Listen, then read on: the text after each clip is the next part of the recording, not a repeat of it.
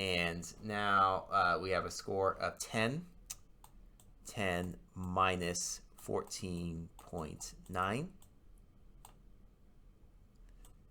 0, and then divided by 4.63.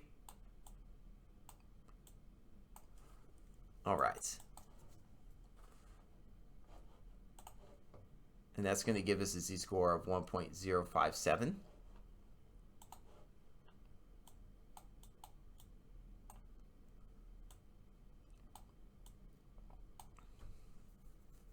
And that's going to be, of course, we'll make sure we put this negative 1.057.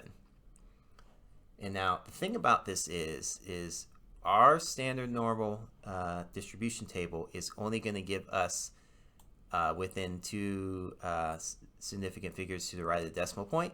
So we're going to need to round this up to 1.06.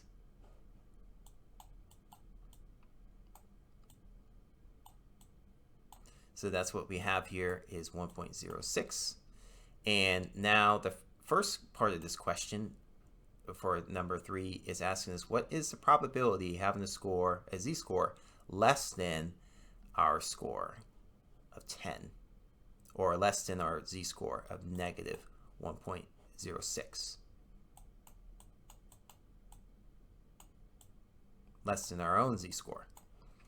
So what I would like you to do is, to help you figure this out, we'd like you to draw in where the mean is in this normal distribution, and then also draw in where your score is in relationship to the mean. And so your score is approximately right here, assuming that this is 1 standard deviation right here. This black line represents 1 standard deviation. And we're just like right to the left of it.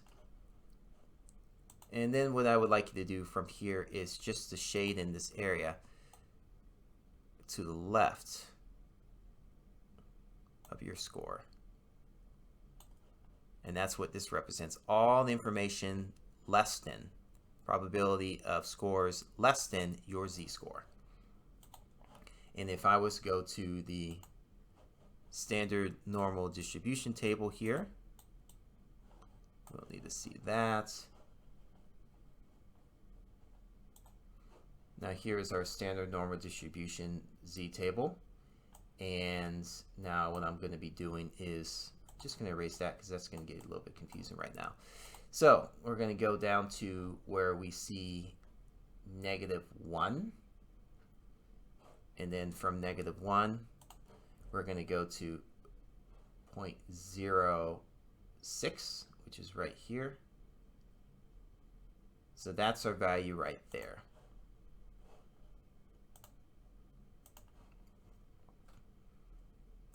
So if I'm going to highlight this section right here, we have 0.14457.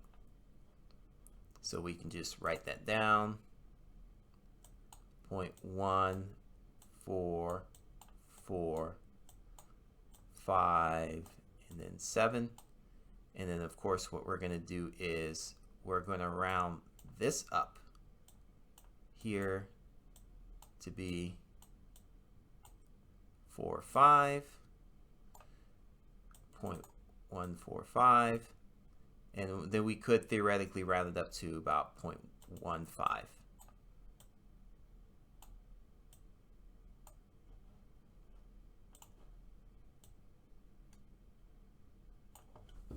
And that's going to give us our information here. So now from here we know that this is the probability of a z-score less than our z-score. So, and now what we need to do is find the probability of z-scores greater than our z-score. And so what we would simply do is draw this again. And this is our 1 standard deviation reference point. And here we are right to the left of it, just barely to the left of it right here. So now we're going to color in everything to the right of our z-score. Because just as a reminder, what this is going to be looking at, what your table is looking at, is information to the left of the z-score. And so what you need to do is think from that reference point in order to solve the rest of these problems here. In this case, this is the area to the right of our z-score. And what we would need to do here is we would subtract 1 minus 0.15, because 0.15 is our area right here, so 15%. And we subtract that, and we're going to get 85%, or 0.85. So 0.85 is a probability of a z-score being greater than our z-score. Finally, what is the probability of selecting a score that falls between your z-score and the mean? So again, oh, that's not right. It's too much ink. Let's go ahead and do this again and make it a lot smaller. All right, so here is our mean. And then here is our number right here. We're just going to write down 1 standard deviation again, just so we can sort of orient ourselves where this is. And really, this should be -1, all right, because we're on the left side of here. Then here is our value. Just a little bit to the left of this again. And so we want to know the difference between this shaded area to the left of our z-score and then this shaded area of the mean, which kind of overlaps with it. But we want this blue area, which is between our z-score and the mean. That's the area that we're trying to find. This area between our z-score, -0.06, and the mean. And we know, based on logic, but also on this table, if we have the mean is going to be 0, right? And that's going to be 0.5.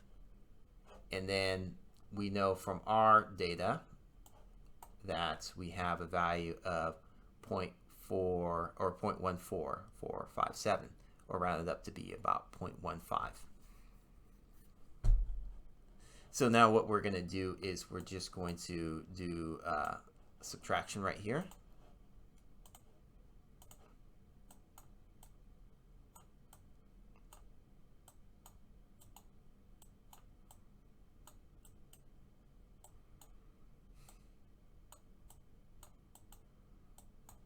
And we should get 0.35, and that should be the area that is between the mean and our z-score. So finally, we're going to put this into words here. You can describe this in many different ways. I'm going to give you one example. I'm going to keep this video relatively short by just giving you an example just based on this data set. So I'll probably post this a little bit later so that you can see this a little bit later, and we'll need to see this right here. All right, so in this case, I was able to get information on this participant, and I'm just going to fast forward here. You can pause this video and work this out on your own. And I was able to get this information right here, and then this information right here. And this sort of visualizes it for you. That's some other information that we'll cover a little bit later, but what I wanted to do is look at this part right here. So if we're looking at the 82nd participant right here, or if we're looking at our data set, I'm just going to change this around just a little bit so this is relevant to our data set.